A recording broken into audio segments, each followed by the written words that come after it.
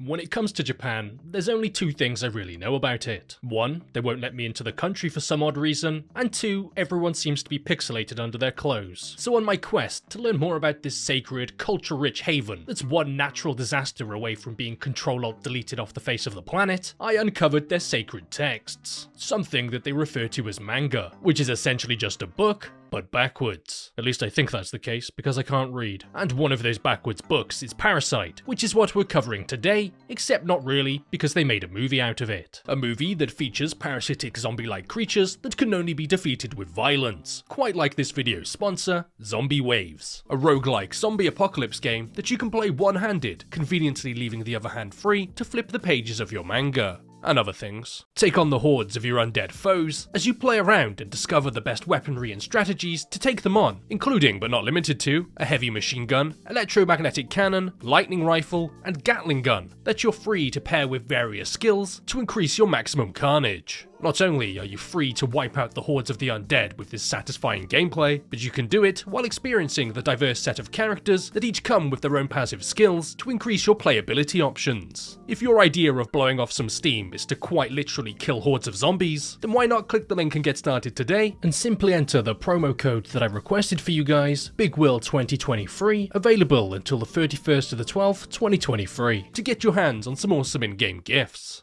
Said movie begins with something emerging from the ocean that should probably just stay there, and we see whatever it is climb inside of a shipping container like an illegal immigrant or an Amazon package. It makes its way into the city and into someone's house, and we see as the creature proceeds to crawl into a man's ear as he sleeps to whisper sweet nothings to him. After witnessing the man disturbing his wife with his really weird sex dream, we see another creature make its way into a different house before trying to crawl through the nose of a teenager named Shinichi. And if my pronunciation of the Japanese language seems off to you, that's because it is. With that hole being reserved for his finger only, he throws it across the room before it pierces its way into his hand and disappears, leaving him thinking that it was all just a dream. The next morning, we see the man who was penetrated through the ear hole as his lazy eye has suddenly decided to become energetic. Wanting to give his wife a nice big morning kiss, suddenly his face completely opens up and he bites his wife's head clean off, just like the French. While walking to school, being reminded that he should probably delete his browser history due to his arm still aching, his hand suddenly grabs his friend Satomi's face before grabbing her breasts to make sure they're still where they should be. Shinichi appears to have kept his human consciousness intact due to the parasite only infecting his hand, while everyone else who's infected seems to have been entirely taken over by the creatures, just like people who watch TikTok. And while in class, trying to pick up an eraser from the floor, his hand suddenly stretches out to grab it, as well as throwing a basketball behind him for it to score perfectly. Realizing that puberty is just different for the Japanese, that evening an eyeball appears on his hand, as it appears to have become sentient from all of the masturbation. He tries to cut it off with a knife, as that's the appropriate response for your body being weird, when suddenly it morphs into a terrifying creature, before morphing into a slightly less terrifying creature.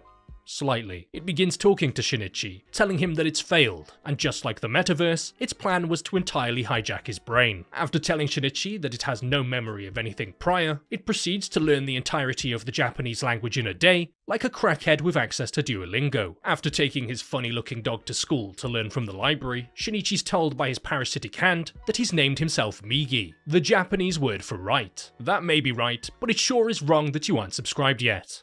Got ya. We then see that the other parasites have begun feeding on the local population and aren't exactly being discreet about it. A gas station clerk brutally attacked in clear view of any passerbys, before seeing a taxi driver meeting his unfortunate end because Uber is better, and being able to sense their presence, Migi makes Shinichi take him to a nearby parasite so he's able to see for himself what exactly it is that he was supposed to become. And listening to his right hand like a person off their medication, Shinichi and Migi head to a restaurant to see a man eating someone's insides out, and not in the fun way. After being spotted by the parasite, it proceeds to chop off its own arm in order for Migi to migrate over so they can both consume Shinichi, because much like the average politician, they think nothing in the world tastes better than a little boy. But after Migi declines, not to save Shinichi, but due to it being a risky chance, the parasite attacks, and Migi manages to decapitate it because his head game was weak. After a nice casual day of making someone a few pounds lighter, Shinichi heads to school while Migi senses the presence of another. It's a new teacher named Ryoko, and after being confronted by Shinichi and Migi, she tells them both that all she wants to do is to live a normal life, and occasionally eat someone.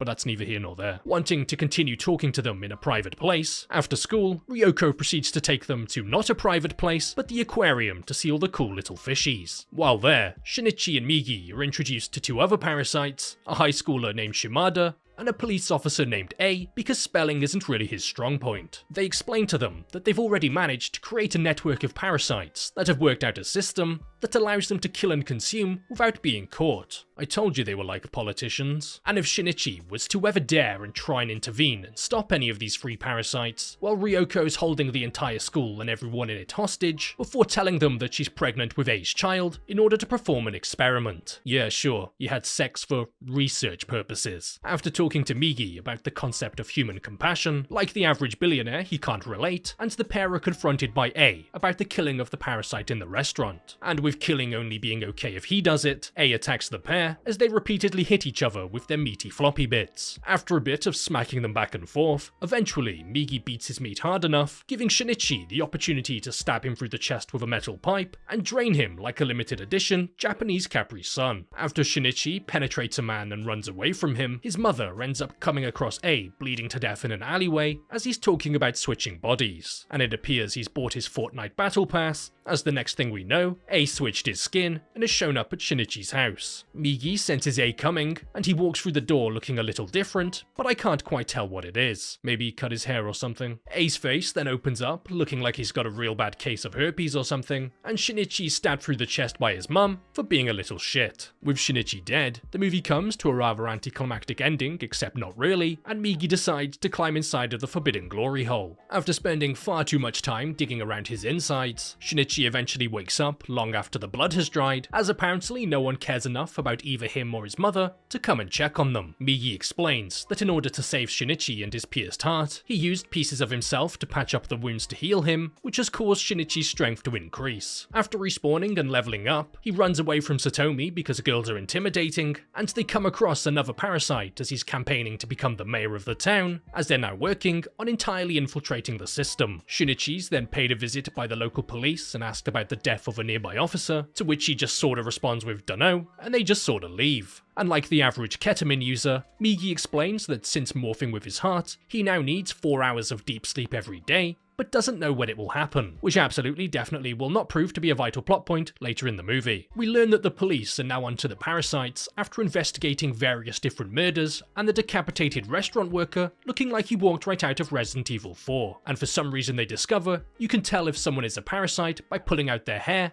and seeing if it curls or not. If it does indeed curl, then they're either a parasite or in desperate need of shampoo. Since morphing with Shinichi, Migi isn't the only one who's been experiencing side effects, as after getting over his fear of women while being out with Satomi, Shinichi spots a dying puppy in the middle of the road, as apparently that's the Japanese people's idea of entertainment. And after picking it up to realize that it unfortunately passed away, he casually and nonchalantly throws its body into the trash like Frank Reynolds, much to Satomi's disgust. His attitude towards life has become much colder and more to the point, as he's now starting to reflect many of the same beliefs that Migi has, which all seem to be missing the core human aspect. And back at school, the new teacher Ryoko is fired from her position for being pregnant and unmarried because Japan is just kinda quirky like that. She returns to the home of her original body to find that its parents are waiting there for her, and after immediately noticing that something isn't right, in response to a polite disagreement with her parents, she proceeds to pierce the heart of her father and slice the head of her mother. That'll teach you to be parents.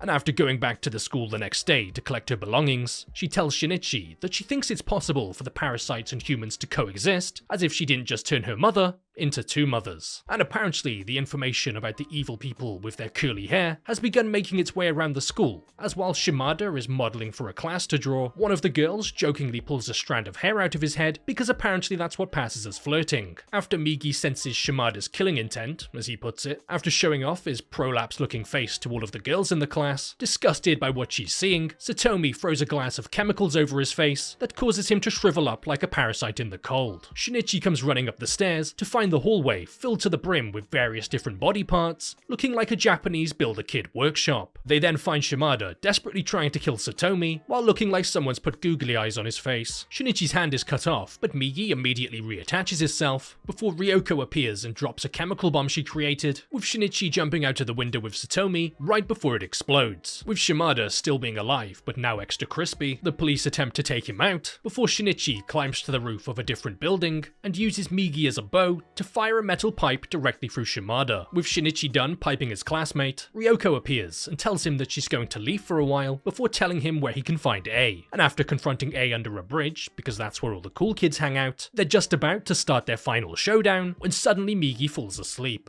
But right before he turned into a glorified paperweight, he managed to transform into a blade for Shinichi. The pair begin fighting, and Shinichi's able to move much faster than the average human, and even does a little dance. And after touching each other's weird-looking fleshy parts for a while, A's once again bested by a teenage boy with the help of an old lady. A little piece of Shinichi's mother was still in there, and was able to use her hand to throw off A's attack, giving Shinichi the chance he needed to getting close to kill A. And after chopping down his family tree, we see that the parasite running for mayor was elected, and that the special forces have now taken over the local police's investigation after Shimada's body was discovered. Shinichi then proceeds to watch over Satomi as she sleeps, because he's just kinda weird like that, and we're introduced to another parasite named Goto, whose plan is to entirely wipe out all of mankind. But in the sequel though, please watch our next movie. And the movie then comes to its end, with Shinichi saying that he's going to hunt down all of the parasites one by one, as we see someone in the distance taking pictures of him with his little Migi hanging out.